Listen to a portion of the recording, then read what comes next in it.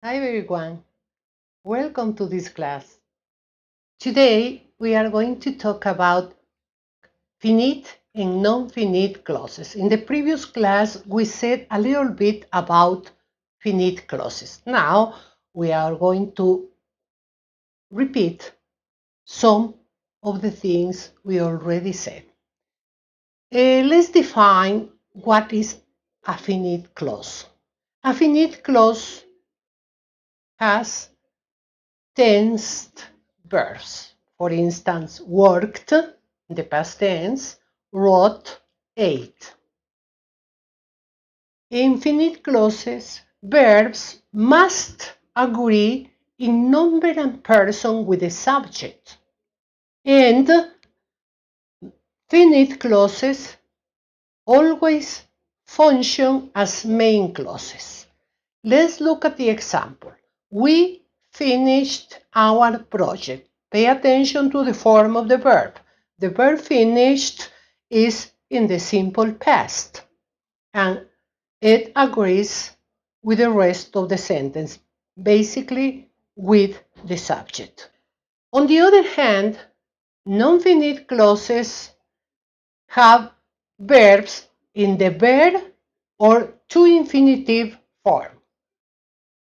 Work is in the verb form, and to work is in the infinitive form. Non-finite clauses function in subordinate position, and the subject is usually understood. It means that it is not overt. You cannot see sometimes the subject. Let's look at the example. Peter wants you to leave town. Here, the subject of the main clause, Peter, and the subject of the subordinate clause, you, are overt. We can see them.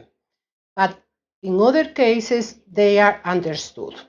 Now, pay attention to the verb forms. The verb that goes after Peter is in the simple present third person. It is tensed. It's in the finite form.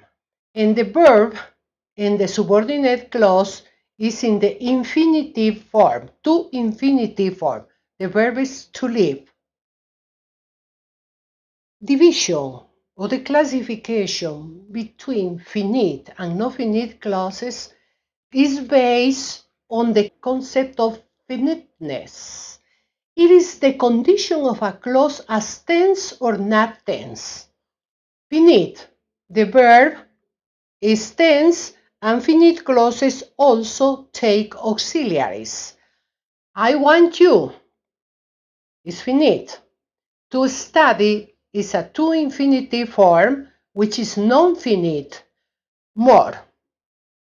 I don't like potatoes. In this example, we are using an auxiliary, the auxiliary do for negatives in the simple present. On the other hand, non-finite verbs are untensed and they do not take auxiliary. A non-finite clause doesn't take an auxiliary. Let's look at the example. I want you is finite. To study more. You, to study more, is non-finite.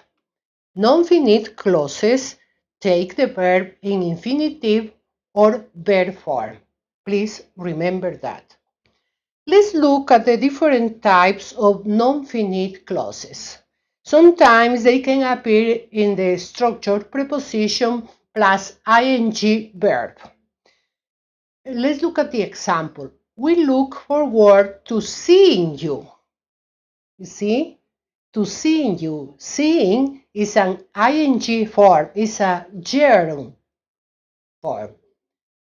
Another structure is infinitive clause and object.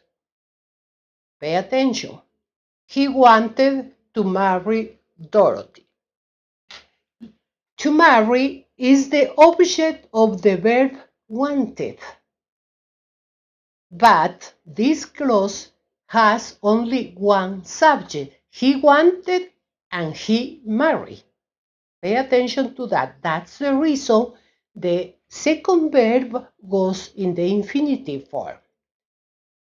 Another type of non-finite clause is infinitive clause in subject position. To live in a small town is quiet. Pay attention. To live is infinitive. Then we can see free participle clause. A free participle is a form ending in ing, visiting, working, talking, walking, and so on. Let's look at the example. When visiting my town, I met my husband. We have a free participle, visiting. It's different from the progressive form. The progressive form always takes the verb be as the auxiliary. And here we have a free participle, only the participle form. Reduce adverbial clause. While walking in the park, I saw a parrot. Why we say that this is reduced adverbial clause? Because we are taking off, we are omitting part of the clause. The complete clause should be while I was walking in the park. But for the reduced adverbial clause, we omit I was, and what is left is while walking in the park, I saw a parrot. Finally, we have ing clause in subject position. We use very frequently this structure. Swimming is nice, walking is healthy, teaching grammar to young children is difficult. Teaching is a gerund or participle form in subject position. Infinitive clause with a subject. This is another type of non-finite clause. Peter wants you to leave town. Here we have two clauses and two different subjects. Peter and you. The verb wants goes with the subject Peter, with the noun phrase Peter, while the infinitive form to live goes with you in subject position. Other form of non-finite clause is gerund clause. Look at the example. They saw a man opening the front door. They saw a man. Saw is the main verb. And the main clause is they saw a man. The subordinate non-finite clause is opening the front door. A man opening the front door. So we have two different subjects for the two different verbs. So is the verb for the subject they, and opening is the verb for the subject a man. Finally, verb plus infinitive clause. Luis can't afford to pay a higher rent.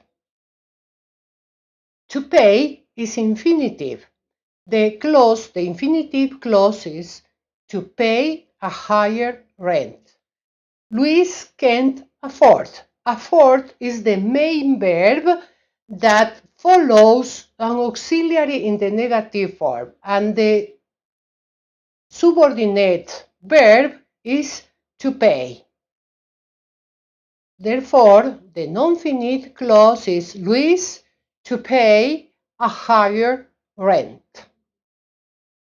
This is all for this class. Thank you very much. God bless you.